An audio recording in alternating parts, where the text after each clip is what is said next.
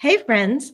Welcome to Dishing on Divorce Tuesday edition on WGSN-DB, Going Solo Network Radio, Podcasts, and TV.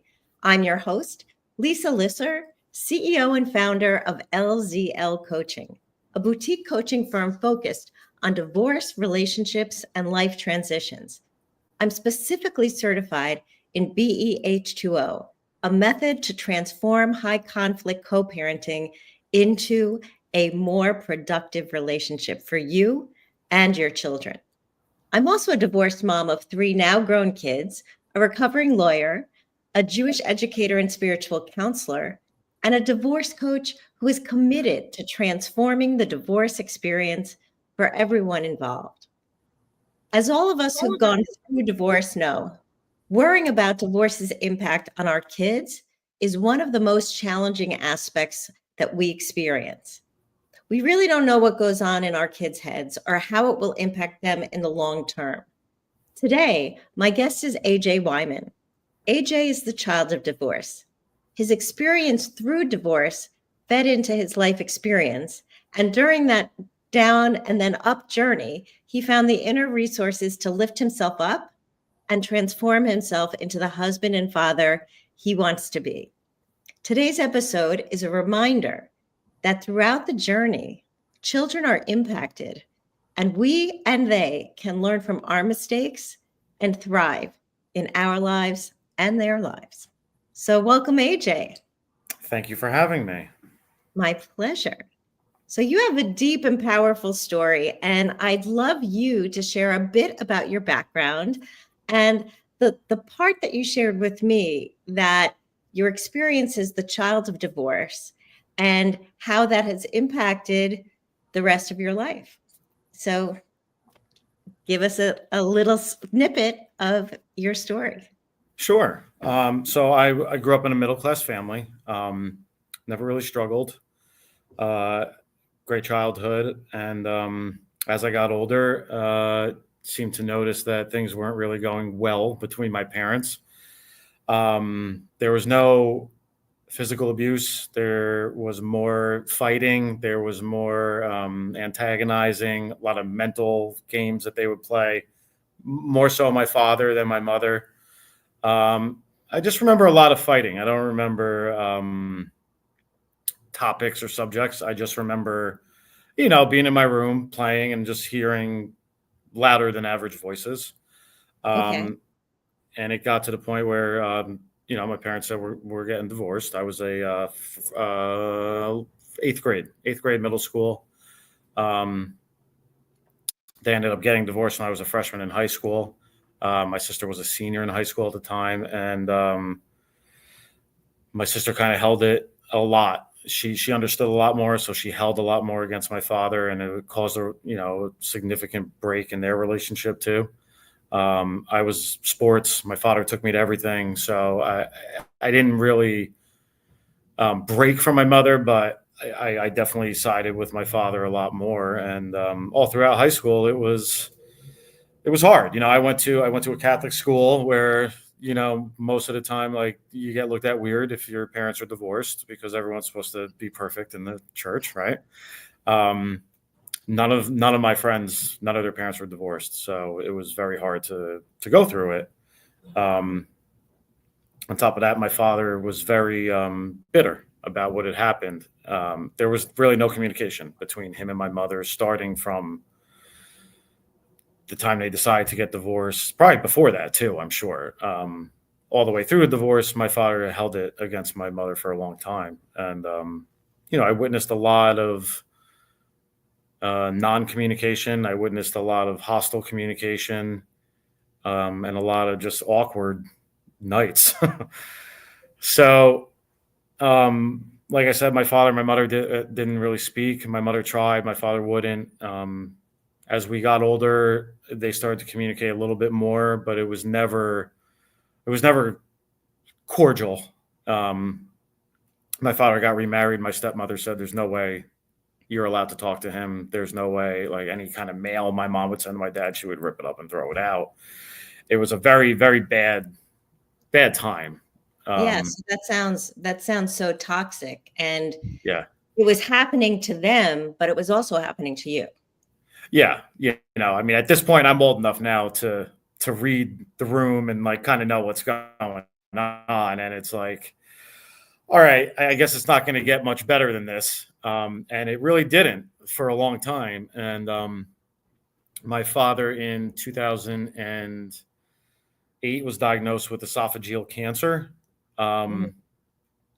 which was a really, really huge moment for him because it really made him realize like, wow, I'm going to die soon. And I've burned a lot of bridges here, not only with my mother and my sister, but also like with his brother and his brother's family. And it was kind of a guy I never knew before. The last two, and he was given 6 months to live, and he made it 2.5 years. And those last 2.5 years of his life, completely different guy, even with me. Like he would take me out to lunch and, he'd start getting mushy and, talk about things I never thought he would have ever talked to me about before. So it was kind of an unfortunate light switch that got switched on. And we ended up losing him in 2010. But right towards the last few days of his life, he had said to me, I was there one day. He said, I want to see your mother. And I knew that was like a tall task because the stepmother was a couple rooms away. So my aunt, actually, my mother's sister, was there with me. And we went in and we said, listen, my dad wants to see my mom. And she said, fine, I'm going to leave the house. You have 2 hours. So she left, and I called my mother who worked across town. I said, get over here. You got to come talk to Dad. And she came over, and I kind of just sat on the couch. And, I was like a fly on the wall, but the way they were speaking very low, whispers, really. Like I had no idea what they were saying. She was holding his hand, and just the way they looked at each other and the way they were kind of faintly smiling and like low talking and everything I saw, like I was like, wow, I've never seen this before between my mother and my father. And I don't think I've ever seen it between anybody before, really, or at least noticed it. And it was really like love, everything, at this point I am engaged and, I've had girlfriends, I've had my heart broken. I'm sure I broke a few hearts myself, but like, I had no idea what love was until I saw my mother saying goodbye to my father on that day. Wow.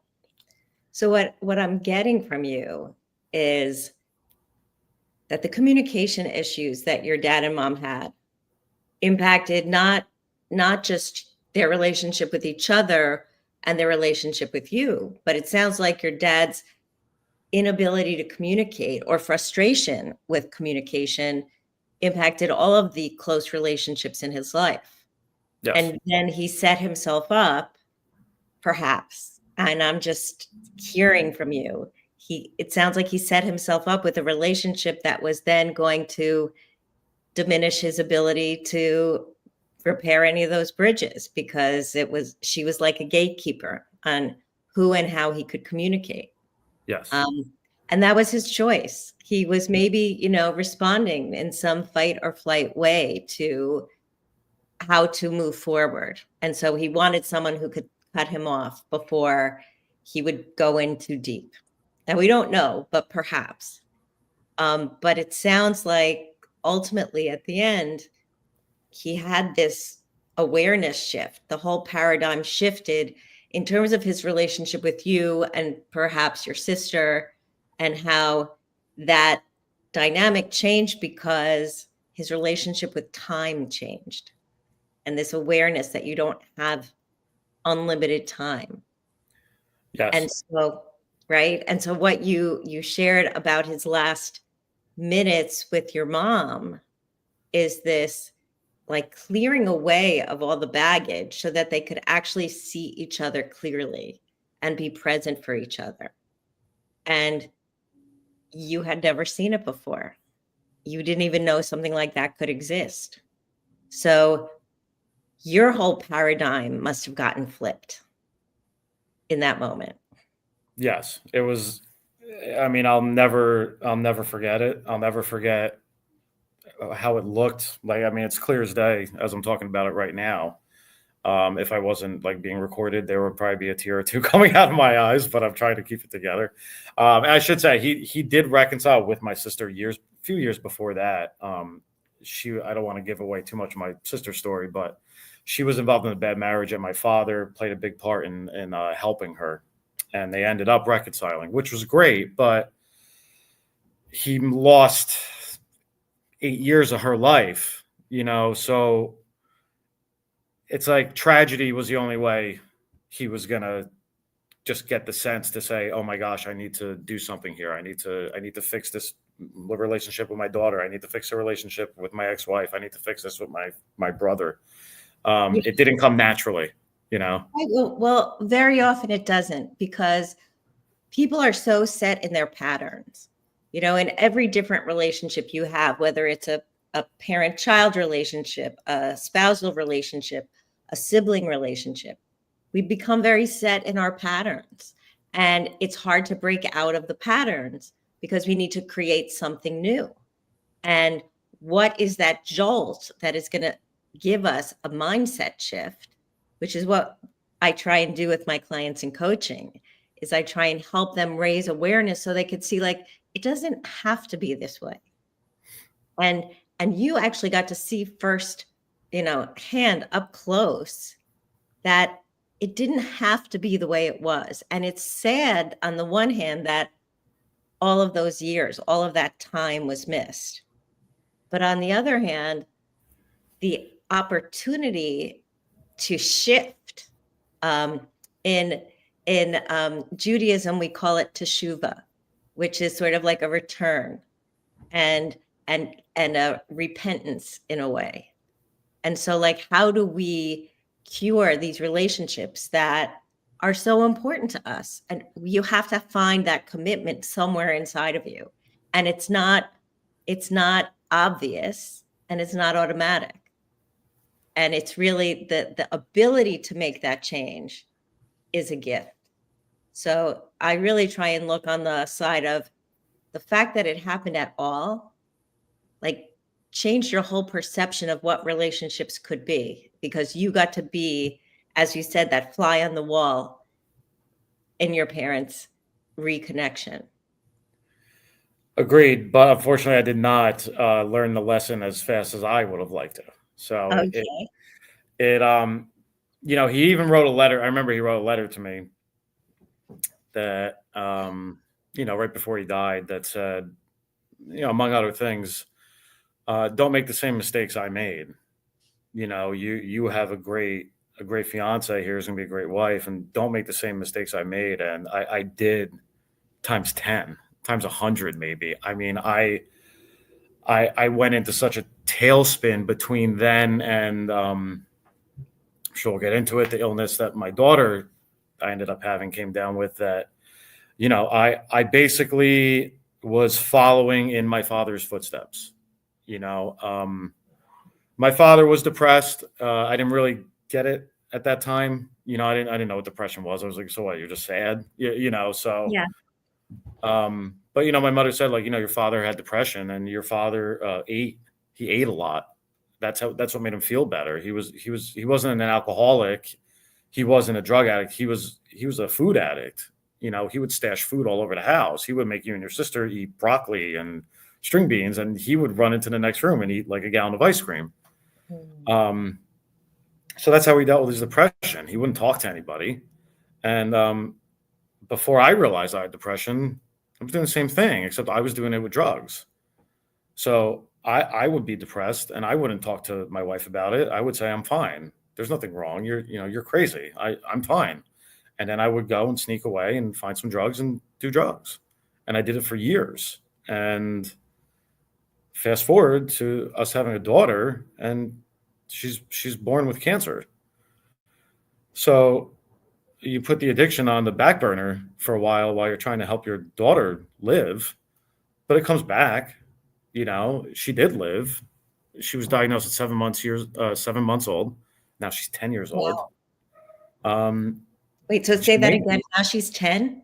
She's 10 years old now. She was diagnosed at 7 months. Yeah. That's amazing. And like the first the first like 3.5 months of the battle were tough. Like the chemo stopped her heart. She was dead in our arms for 6 minutes.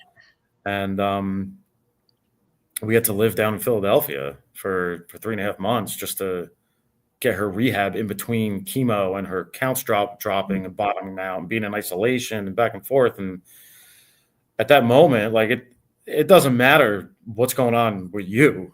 You know, I mean, I had a lot of issues. I was depressed. I had OCD. I had anxiety. Didn't matter. You know, my wife had her own issues. It did not matter. It was everything was pushed aside. Let's get this baby better. And then when you do it, when you get through on the other end, everything just comes back and it's more magnified. And I said, well, what makes me feel good? And cocaine. You know, it wasn't food. I mean, I love food. I mean, you know, but I'm not hiding. You know, I'm not hiding food all over the house. You know, I was running out and finding drugs, and I was in law enforcement at the time. I got caught. Yeah, I got caught. And the night I got caught, I went home and I said, I'm addicted to drugs and I need to go to rehab and I'm going to lose my job and I'm going to get charged. And this is the only way I can get help because I'm not strong enough to get it on my own. And my wife said to me, so that's what's been wrong? And I was like, wow, she's not yelling at me. She's not kicking me out of the house. Like it just basically, she's wondering all this time, what's wrong with him? Why is he like this? And it just kind of was just, oh, this is why you're like that? Yeah.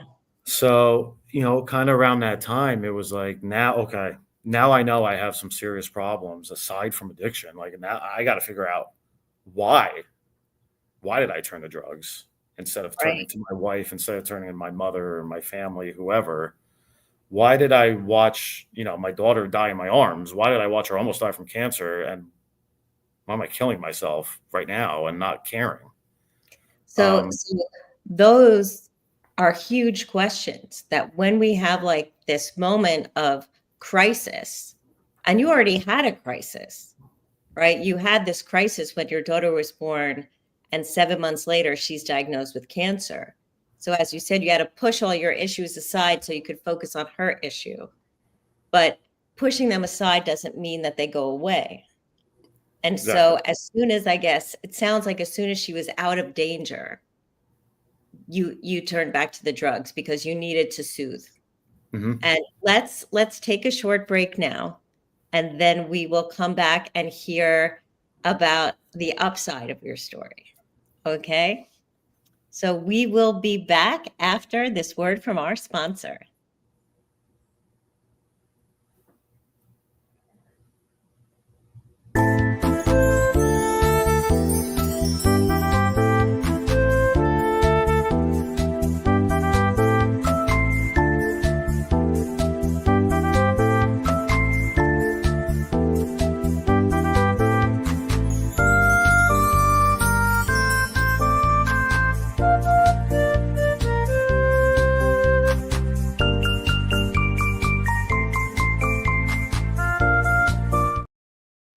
And we're back with AJ Wyman, author or aspiring author and father of a beautiful 10-year-old who is now thankfully healthy, and the child of divorce. So we are talking about AJ's drop into drugs and then his recovery out. So let's go into what was the aha moment. Let me go back. The aha moment was when you got caught. And no. Okay. It was probably halfway into rehab, actually. You know, the moment I got caught was like, okay, I got caught, you know, but it was realization of a lot, like, okay, wow, I basically just did everything my father did, except with a different avenue, you know, like a different way to make myself feel happy. The aha moment came when I'm, you know, sitting in a rehab 2 hours away from home.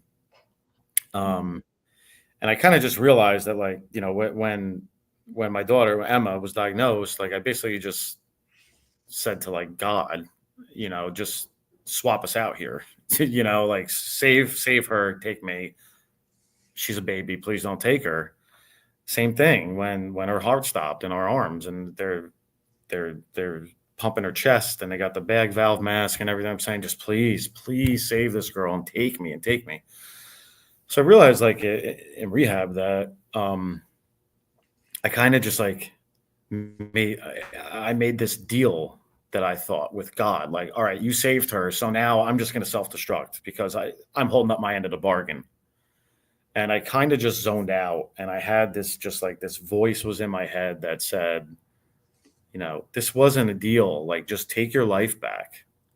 And I don't know who was saying it to me. I don't know if I was just really tired that day, or, but I was so deep in, like, thought that, Yeah, well, like, we all have spiritual moments where we're in our dark place and something pierces through the darkness to say, like, wait a second, I didn't trade my life for hers. I don't have to disappear. I can show up. yes, And that's what it sounds like was your aha moment. And like, you were right. It Getting caught is not the aha moment. It happens when you're in recovery, when you start to figure out, when you're caught, you still maybe feel like you can game the system. And maybe yes, the system is just life, yeah, game life. But in recovery, you come to terms with a lot of your soul. And that's what it sounds like. You had this voice telling you, and I'm not saying you heard an actual voice, but, it's not like, people are speaking, yeah, but you got a message from your inner soul that it doesn't have to be this way. So tell yeah. us about that. Yeah. So when I had that moment, I was just like, it was like an epiphany. I'm not, I'm probably like 85% of other people that were sent to Catholic school against their will. Like, I don't have a great relationship with God. God was forced on me, so it made me resent God for a while. And even to this day, I don't even know what to think about God. But this was what you said, was like a spiritual kind of moment that, like, God or not, like, I'm killing myself here. And for what? Because I made some kind of deal. Like, it just didn't make any sense anymore. And then I said, I had about 2 weeks left, and I said, I'm going to take this way more seriously than I have been. I was taking it seriously. And let me tell you, it was 30 of the best days of my life, because it's like, it's like just, focusing on you, and like, you're the kind of the center of attention most of the time. There's no phones. And it's like, it's a great 30 days. And those last 2 weeks, and having that moment prepared me to come out and deal with being charged, having my name in the paper, having my face in the paper. What am I going to do next?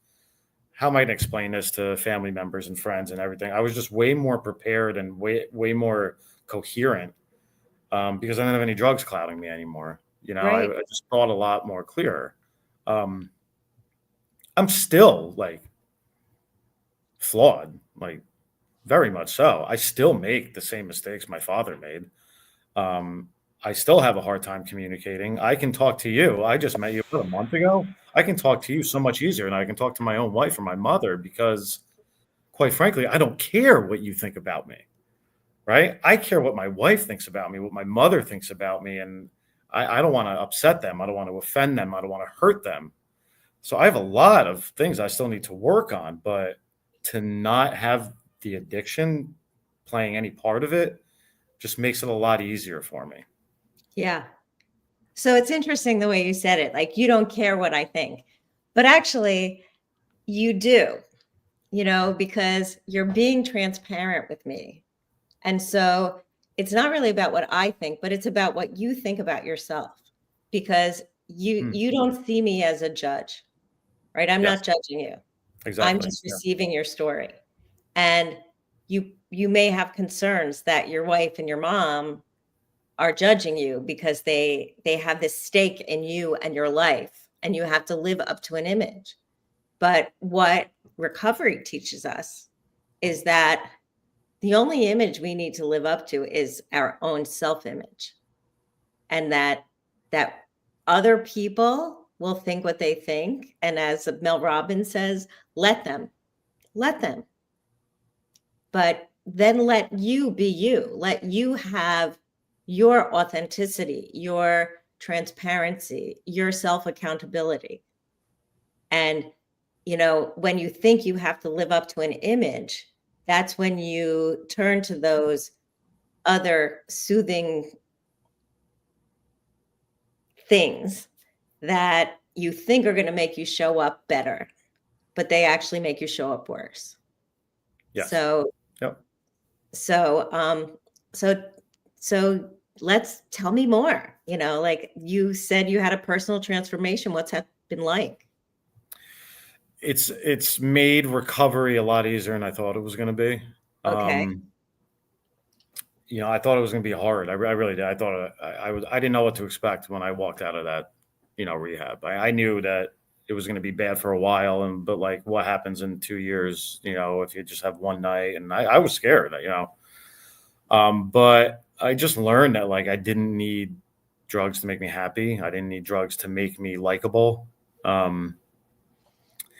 And it's really easy for me now. And I'm not a normal recovering addict. Like I'll still go out and have a glass of wine with dinner, or I'll have like a beer and some buffalo wings and watch a football game, because I was able to learn through my whole process of rehab and outpatient, everything. Like drinking has nothing to me. Like I don't care if I don't have a beer for the rest of the year. It doesn't matter to me.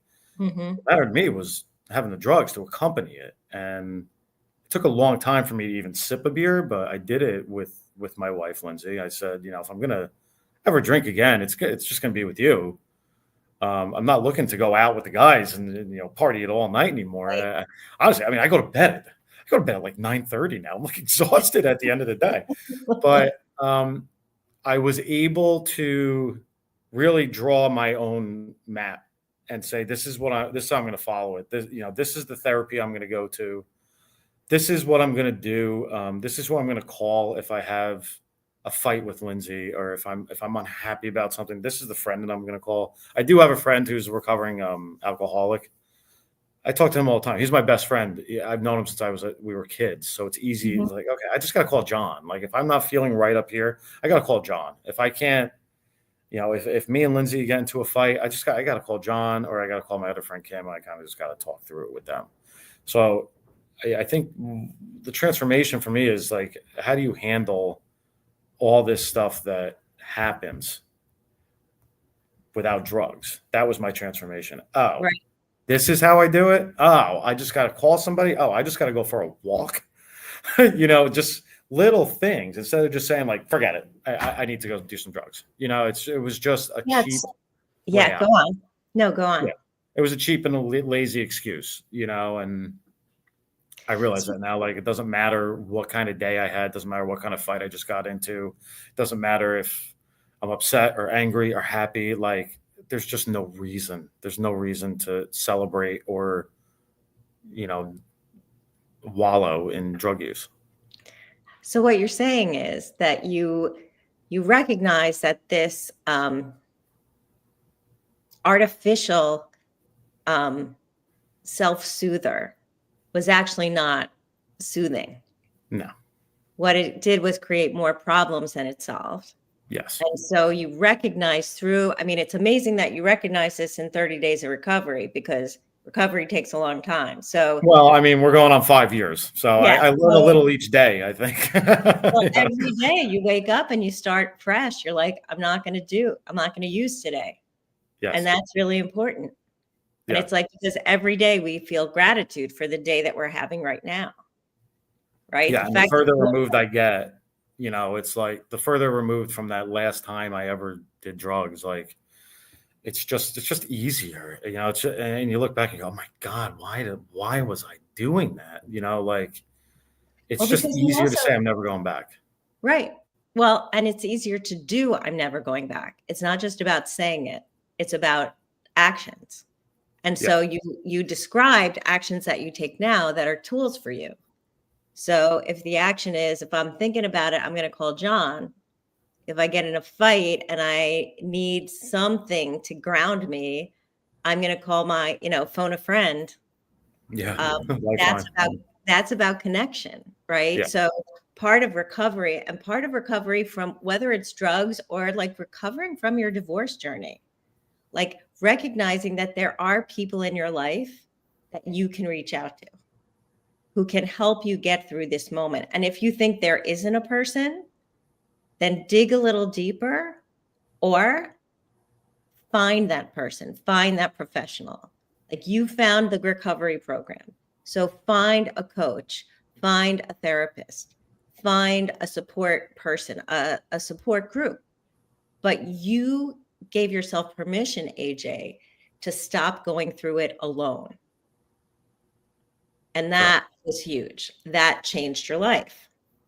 And like, I know you said you have like a fraught relationship with the higher power, right? Like God and you are not necessarily on perfect terms.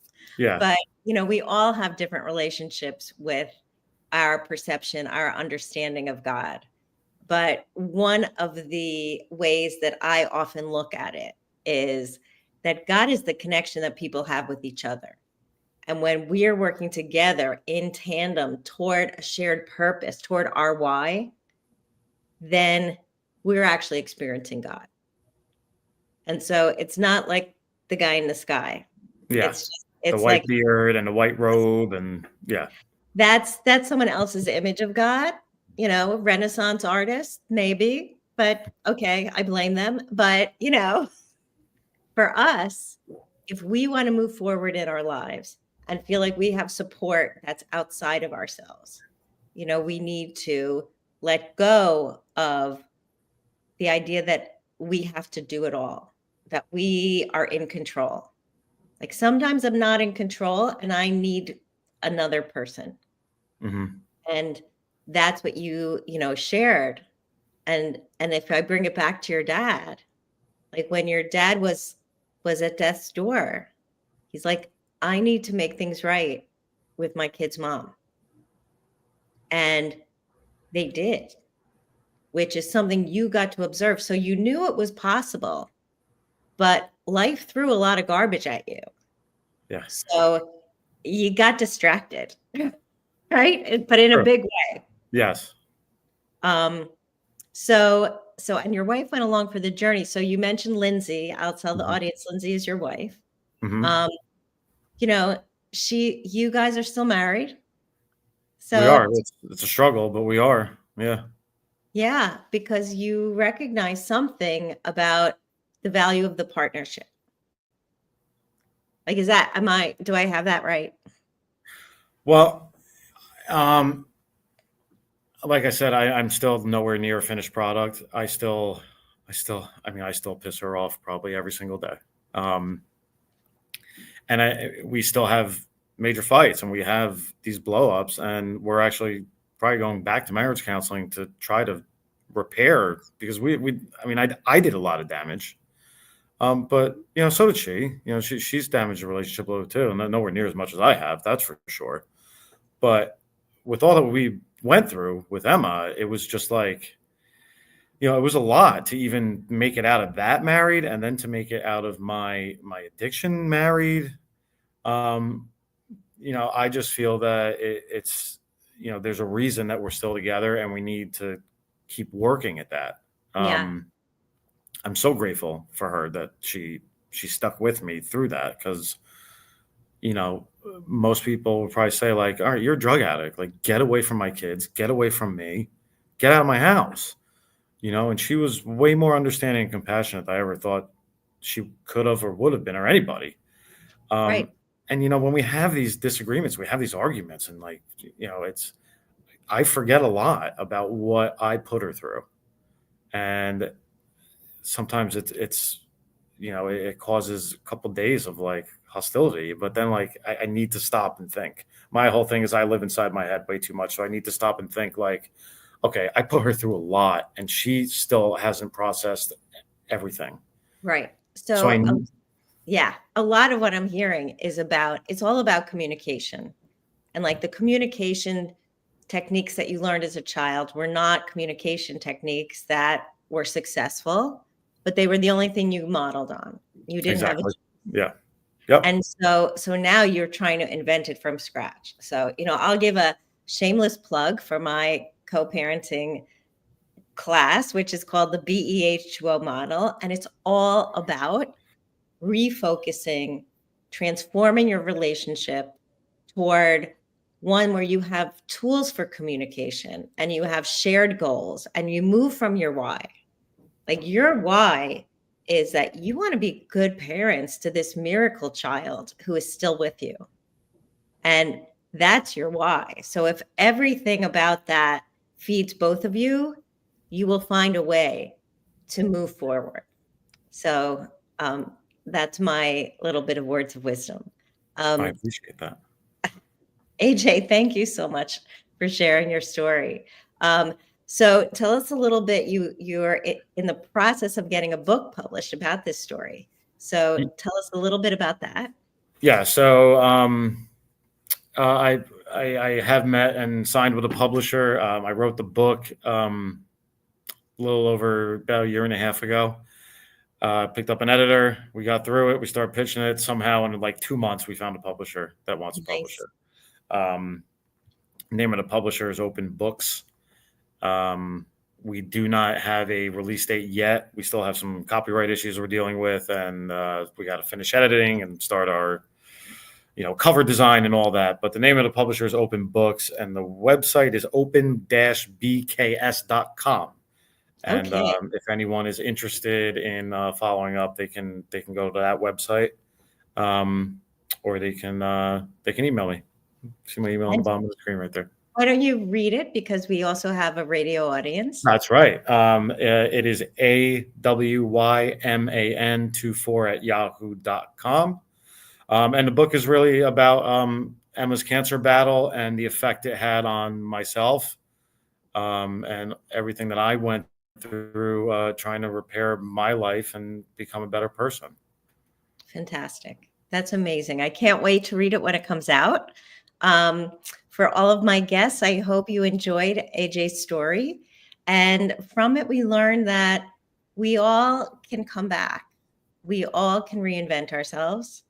And no matter how dark it looks, there is light at the end of the tunnel. And you're not at the end yet, right? This is a journey. And Long way to go. Yep. We're not at the end. For my audience, you can always find me, Lisa, at lzlcoaching.com. And the website, as you know, is www.lzlcoaching.com. So thank you again, AJ. And this is it for this episode of Dishing on Divorce.